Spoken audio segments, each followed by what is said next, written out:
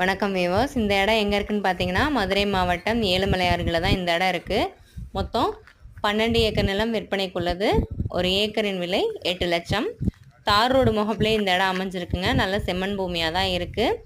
இந்த இடத்த பற்றின முழு விவரத்திற்கு கீழே டிஸ்கிரிப்ஷனுக்கு நம்பருக்கு கால் பண்ணுங்கள். நம்மளோட யூடியூப் சேனலை சப்ஸ்கிரைப் பண்ணிக்கோங்க. லைக் அண்ட் ஷேர் பண்ணுங்கள். தேங்க்யூ ஃபார் வாட்சிங்.